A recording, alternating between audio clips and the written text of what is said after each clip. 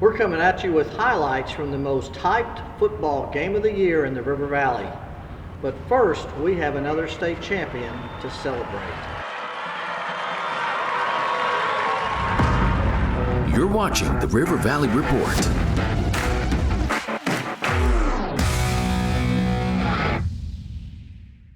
I'm Leland Barclay, and this is the River Valley Sports Report. Today we're at the FCA facility for Basketball Media Day for our upcoming basketball preview section that will be published in December. The Greenwood Lady Bulldogs won their second straight girls cross-country state championship last week, winning Class 5A at Hot Springs.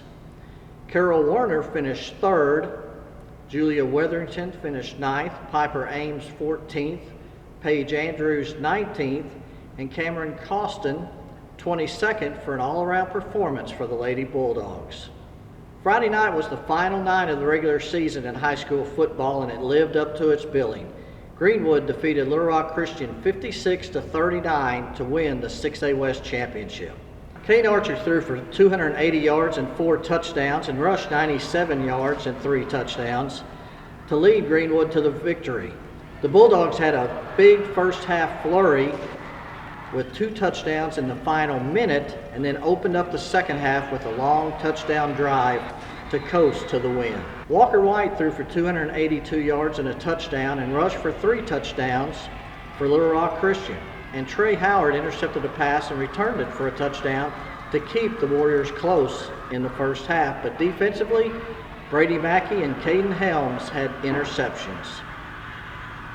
Grant Carnes also helped the Bulldogs on special teams with a 97-yard kickoff return that wiped out an early 3-0 lead by Little Rock Christian.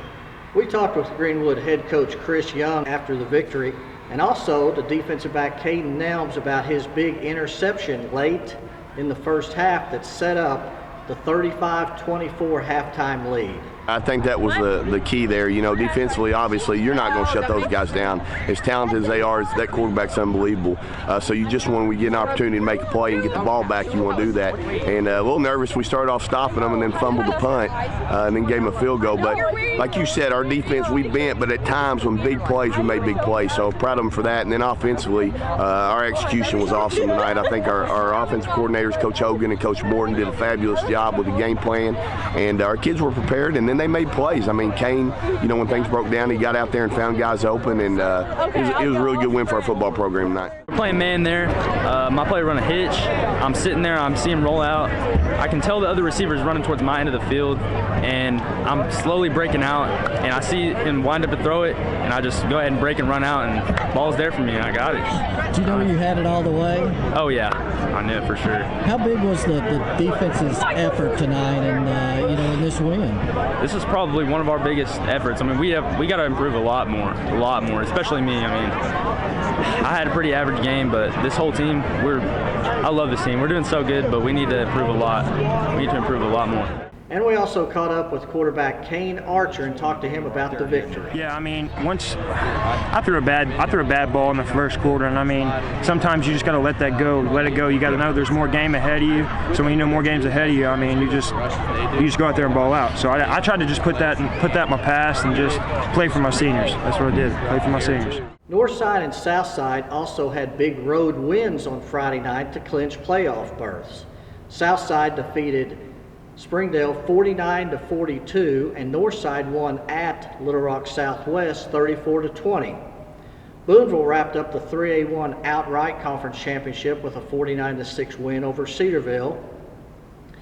And over in Oklahoma, Poto won the 4A4 outright with a 61-20 clubbing of Stillwell.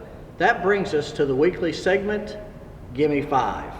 These are the top 5 performances of the past week in the River Valley. Number 1, Carol Warner led Greenwood to its second straight cross-country championship, finishing third in Class 5A. Number 2, of course, Greenwood quarterback Kane Archer. He was significant in the 56-39 win over Little Rock Christian with 7 more touchdowns that he accounted for, which gives him 22 over the last 3 games. Number 3, Van Buren senior quarterback Bryce Perkins threw for 398 yards and 4 touchdowns in a 50-13 win over Siloam Springs. He hit his first 9 passes of the game for 142 yards, and Trenton Cooley caught 237 yards of passes and also scored 3 touchdowns. And Elijah Johnson caught the other touchdown pass for his first touchdown reception of the season.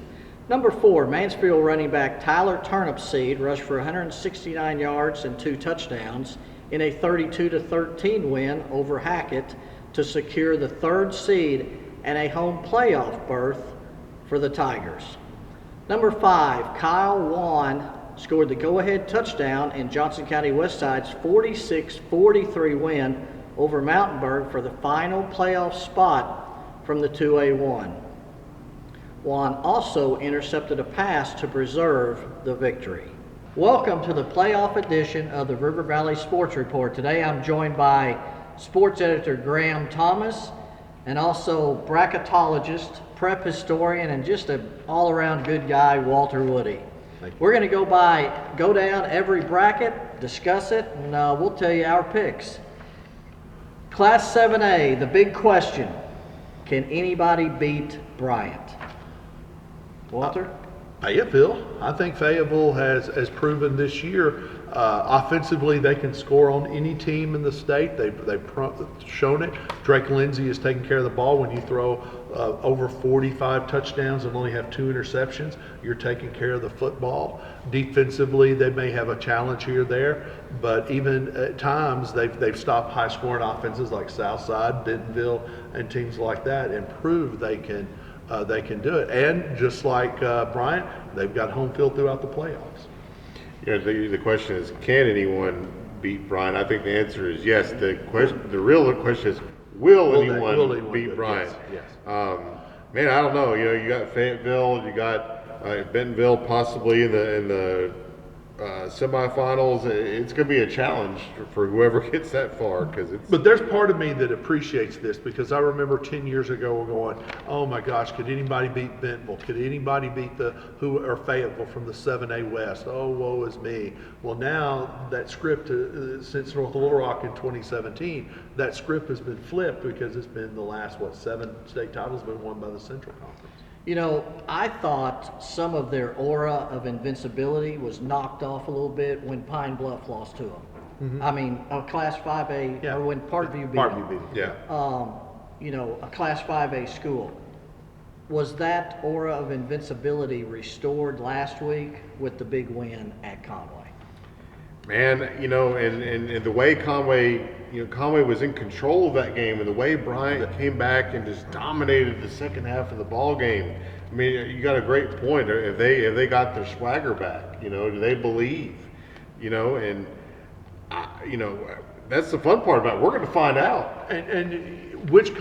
But it's also about which Bryant team is going to show up, because is it going to be the one that was within a play of being down 21-0, or that's given up 33 points to Southwest or someone like that? Or is this the Bryant team that we saw from that interception on, down 14-0, outscoring them, 50-something to, 20 or something like that? So, and really, I think it says more about, as we've seen this year, I think it's saying more about Parkview in 5A than it is about Bryant in 7A. I think, like I said, and there's no reason that Conway can't win it, because you have to remember the year that Bryant won it in 18, they lost to North Little Rock in the regular season, and then beat them in the championship game. So, we cannot dismiss Conway totally either. The 7A state championship is Saturday, December the 2nd at noon. Graham, who's going to be there? Leland, I'm going to put Bryant and Conway, the rematch, in the finals. And who wins it?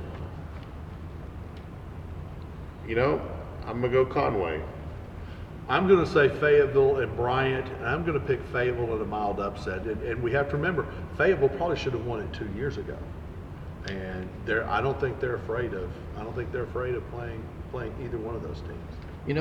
The Central has now won 6 straight state championships. And, at one time, like you said, we were wondering if the West is ever going to get beat. They'd won 12 in a row. Now the Central has won 6 in a row, 5 of those, the last 5 by Bryant. I'm going all West. The West restores. Wow. The West restores. They take it back. Bentonville versus Fayetteville for the state championship game, and Bentonville wins the state championship. And the crazy thing is, I could see that any of these scenarios happen. We can see those scenarios happen, sure. Sure. Class 6A, big question. Obviously, Benton, Little Rock Christian, and Greenwood have been the big three all season long. Can anybody win it but those three? Short answer, no. I don't think Pulaski Academy is quite the same team that they were last year and in previous years. It is more of a down year. They had injuries at quarterback and stuff like that has changed the season, changed their season dynamic. But, and I think Greenwood really does not have a hard path. In fact, an easy path, like you said earlier. We were talking off the camera earlier. That I think they have an easy path to the championship game. But boy, Benton hosting Little Rock Christian, wow, that's going to be a great one. They'll fill up the new stadium, but Benton High School Stadium is going to be full too. My answer is I'd put Pulaski Academy in there with those three, and I believe that foursome right there, Benton, Little Rock Christian, Greenwood, and PA will be the semifinals. Wow. And I've seen Pulaski Academy, the way that they play, they get into playoff time, they're just going to throw it all over the place. And the weird part is we think of Benton technically as being in the East. I still think of them as a 6A West school. I mean, it's for a large part. It's almost going to feel like a 6A West final, semifinal anyway. The PA argument is certainly an interesting one. And if you go back to last year's state championship game, they were going to return a quarterback, a running back, and a receiver. That was going to be their three offensive guys coming back. Well, Caleb Busby got hurt in baseball, and now, of course, he just committed the other day to the Razorbacks. So he's decided to give up football. Kenny Jordan transferred back to Tennessee to the Nashville area, which is originally where he was from. Right. And John Mark Charette, the receiver, he's been hurt all season. So they have 11 brand new starters on offense. There's no team that could have done what PA has done to this point and lose those guys, including all those other seniors. But you're right, it's still not the same PA team, but the fourth downs, the onside kicks, it's always one of those, special kind of games. I think Marion even beats PA in the second round. I could see it happen because PA's got to go to East Arkansas. Exactly, and Marion's very good. Just like West Memphis is very good, although they've lost Keelan Mills, the quarterback, for the season, a 3-year starter, which is a shame for him. So the 6A state championship is Friday night, December the 1st at 6:30. Walter, who's going to be there and who wins it? Greenwood, and I'm going to put Little Rock Christian, if for no other reason, that will move Southside down to 6A, which will put them in the Class 6A for next year. And I think Greenwood's going to win it this year. I think it is Chris Young gets his second title as head coach. I'm going to go with Walter there. I think Greenwood and Little Rock Christian play for the state championship, a rematch of the game. And I've had Greenwood all year. I'm going to go Greenwood.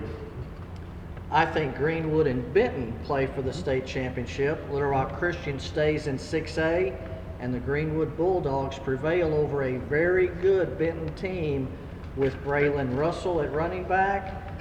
Drew Davis has added another dimension at quarterback, but Kane Archer and that offense right now, and Greenwood's defense, they're just on another level. And looking at Benton real quick, Benton is one of those teams, sort of like Conway. They keep gleaning tantalizingly close, but unlike Conway, they've had 4 or 5 chances in the state finals to win. They've just come up short, or they come up in a year when another team was really dominant. And could I see Benton surprising and winning the thing? Absolutely. Absolutely. Class 5A, kind of like 7A, the big question, can anybody beat Parkview? No. No. Next slide. We didn't play that, by the way. No. But, I mean, there's some really neat stories. I mean, Farmington getting the 1 seed, getting the 1 seed is a great story. Valley View, who, I mean, I remember when I went to Arkansas State in the mid to late 80s, was a Class B basketball school. I remember when they didn't have football at all. So for them to not only be the 1 seed in the East and have home field doing that, but you have a few teams lurking. I mean, Pine Bluff survived the Central Conference and with Mills and Robinson, and even with losing players when they had the fight with Mills, they ended up the 1 seed, and I think they're going to be a dangerous 1 seed on that bottom half of the bracket. So without much other discussion in 5A, we'll just jump straight to the championship game on Saturday night, December the 2nd at 6:30. Who's in it? Who wins it? I've got Parkview, and I'm going to go Shiloh Christian. They just got their quarterback back, and he's just a freshman. He's really good, and then the guy that Evan Baker that's played in Cole Creighton's absence has done a really good job. They slipped up against Farmington, like Walter talked about in the 5A for the 5A West title, or they share the championship. But I just feel like Shiloh's got a lot of weapons, and they'll be able to get into the championship game and give Parkview a great fight in a rematch of last year's game. Parkview's in the finals, but I'm going to put Pine Bluff on the bottom end. I think Shiloh, I really think could go to Jonesboro and beat Valley View, but I don't know if they can beat Pine Bluff. And then Parkview's going to win it, even though it will feel, it says 5A, so that makes it feels like back in the 70s, Parkview and Pine Bluff were in the 5A, except that was the largest schoolboy classification. So because you're right, the argument against Shiloh Christian is they have to win, they have to beat probably 2 champions in a row just to get on to the road to get to the finals. That's a tall task. So one more question then. Let's say Bryant does win Class 7A and Parkview does win 5A. Who's the number 1 team in the state based on Parkview's win over Bryant in the regular season, granted 2 months ago? But how does that final vote go if those 2 things play out, which is a very distinct possibility? Because it's a head-to-head thing, I think most people will give the nod to Parkview, and arguably they probably should. I mean, there's only been a handful of cases where we've actually put a smaller class. Texarkana in 73. 87 Arkadelphia. But not many. 64 Conway. 64 1964 Conway. So there have only been a few instances, and it's setting itself up that this may be one of them. Arkadelphia controversially got there, we can say, but Northside was the 3rd seed out of the West and won the state championship. But Arkadelphia non-conference was 5 4A teams in a higher classification. But head-to-head is a totally different animal. I mean, when you got head-to-head, you're more likely to go with that. So, I'm going to take a little different spin. Parkview did get the win earlier this year. I think if those teams play 10 times, I think Bryant probably wins 8 of them. I mean, so I would say my vote would go to Bryant if they win it all again. Class 4A, the big question in 4A, is there a favorite? I think there's just a bunch of really good teams. I mean, Arkadelphia, Malvern, of course, and on that side. Elkins, I think, has quietly had a good season. Harding Academy and Warren. I mean, those 4 or 5 teams right there. Any of those teams would not surprise me if they won. I'm kind of with Walter. There's a lot of options to choose from. It's just going to be which team maybe gets a break or 2. Which team, because they're all really good and they can all score a lot of points. So. We'll see. I mean, and some are going to win some pretty tough road games. You potentially have a Harding Academy at Elkins semifinal, and they could score 120 points in that game. Right. So, a team that's kind of gone under the radar, though I don't think they're going to win it, but I think they quietly could set up to make a run at least to Thanksgiving, is a team like DeWitt that finished 2nd to Warren. Their only loss was to the Lumberjacks, and they've got a decent draw, at least until they go to Harding Academy. And that was a very competitive game. Yes, it was. And so like I said, that's another team you can throw there. There's 6 or 7 teams that are capable enough that they can make a run. Though I think in the end, it's like I said, Arkadelphia, Malvern, Warren, Elkins and Harding Academy are going to be your big five. Because to me, every year, Class 4A to me is the most interesting to watch because generally 4A is wide open. I mean, Malvern had the rarity last year of being mercy ruled in a conference game and winning a state championship, which doesn't happen very often. You know, there's teams that get beat bad in non-conference games, but to lose in a conference game by the mercy rule and then win the state championship is very rare. So 4A is always really interesting. And you especially, you know, usually we look at the top seeds and say, okay, the top seeds are the ones that are obvious. But you look at some of these second seeds, Ozark's very good. Their only loss, you know, in the regular season was to Elkins. And Malvern. Look at that second round matchup. Harding Academy and Malvern. Warren and Bauxite. Yeah. Central Arkansas Christian and Nashville possibly. Yeah. I mean, just some great matchups all the way through the 4A playoffs. Yeah, I agree. So now, who's in the championship game and who wins it? I'm going to start with the semifinals. I'm looking at an Arkadelphia Warren semifinal and an Elkins Harding Academy. And I think when it comes down to it, it's going to be Warren and Harding Academy, and the Lumberjacks are going to take the title. We didn't plan this, but that's exactly what I was going to say. The exact same Final Four, although, you know, I think that means Warren would have to win at Arkadelphia, and that's no easy chore. And then and then Harding Academy would have to win at Elkins. But that's how I had it too. And you said Warren takes the title? Warren. Okay, well, that's where I will differ. I'll say I'm going to go with Harding Academy to take the championship. I just think that Elkins' road to the championship game is, and I don't want to say easy, but the easiest or the best, because they will be at home at least 2 rounds and then maybe win on the road on Thanksgiving Friday, but then they're back home if they win that one on the semifinals against Harding Academy, and I think that makes a difference. Plus that 1-2 punch of Deshaun Shares and Dizzy Dean. So I think it's Elkins versus Warren, and I think Elkins can win it because Warren, granted, he's a very good one. Maybe, well, he's putting up the best numbers ever by a freshman quarterback, Jackson Denton. Yeah.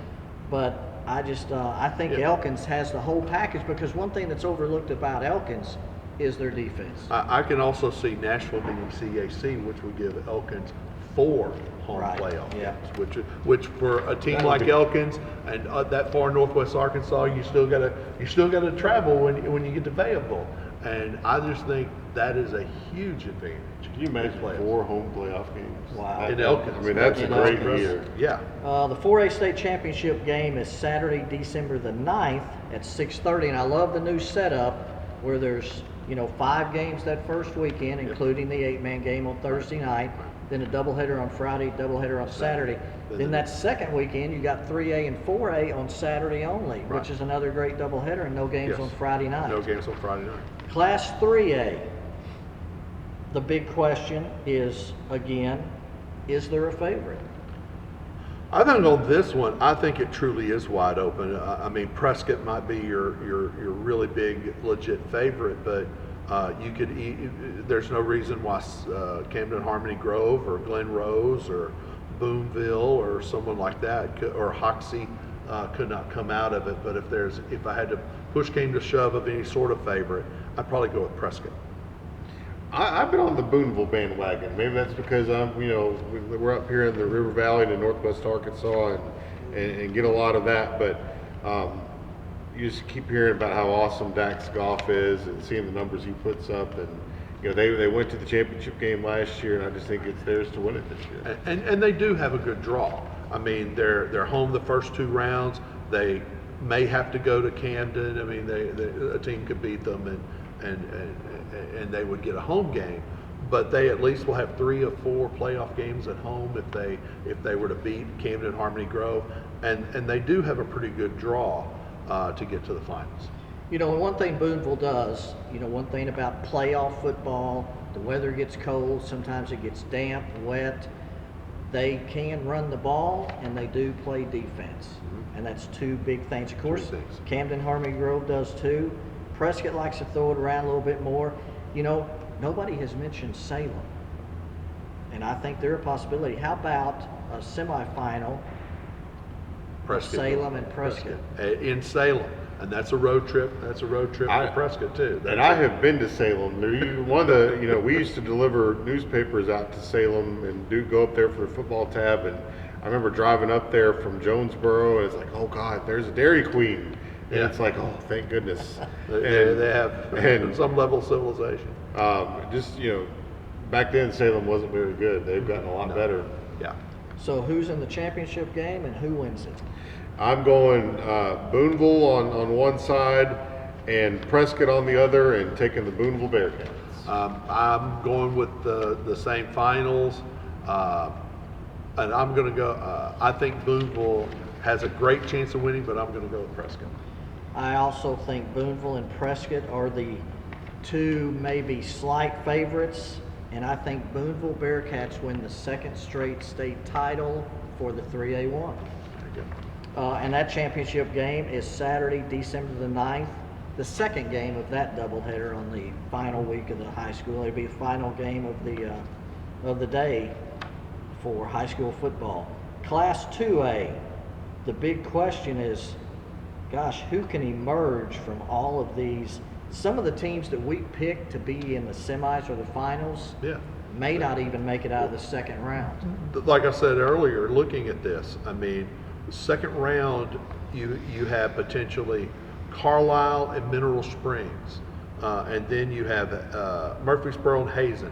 All four of those teams, I believe, are undefeated going into the last week of the season, playing for conference championships. And what are their rewards of being conference champions? To play the runner-up from that other conference in the second round. I mean, it's just the way that the bracket fell. But there are other teams. Bigelow has had a solid year. I mean, you might want to look out for Des Arc in the second. Bigelow may watch out for Des Arc in the second round. East Point's at one, but they're going to play Conway Christian in the second round, so potentially in the second round. So it's really, the 2A is also going to be a fun playoff.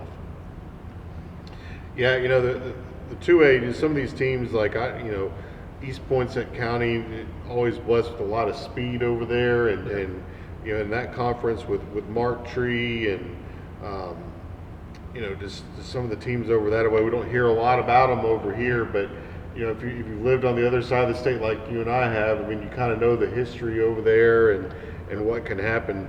And man, like a team like you're talking about, you could have the 2A3 teams, Murfreesboro and Mineral Springs, meet up again. I mean, just there's any number of crazy matchups. Crazy matchups, yeah. The state championship game for Class 2A is Friday, December the 1st at noon. So it'll be on that first Friday at noon. Who's going to be there and who's going to win it? I'm going to go with the rematch, Carlisle and Hazen, but I think Carlisle is going to win it and get a state title. So you're going the 2A4. The 2A. I'm kind of thinking, like I said, the 2A3. It just seems like you could have Murfreesboro and Mineral Springs. Sure. But here's where I'm going to go Murfreesboro and EPC. Okay. And to win it, I'm going to go with EPC. Okay. I was laughing because I thought you may be going, strictly 2A3. Walter was going strictly 2A. I wanted to go 2A3, I just couldn't. Well, I'm going strictly 2A2, and for a couple of reasons, mostly selfish, because one, I want to see Dennis Gaines. Yeah. From East Poinsett County, the running back. Yep. Second, if East Poinsett County and Mark Tree do meet again, I'd love to see another, they won, I guess it was 3 weeks ago. It was EPC won 66-64. So I want to see another game like that, and I want to see Dennis Gaines, because last year he set the single season state rushing record. Right. So I just love to see him play. So it's funny that we all kind of pick different teams, but that just shows you how wide open 2A is. So we've went over all the brackets in the high school state championship playoffs that begins this week on Friday night. Be sure and get out and watch teams play.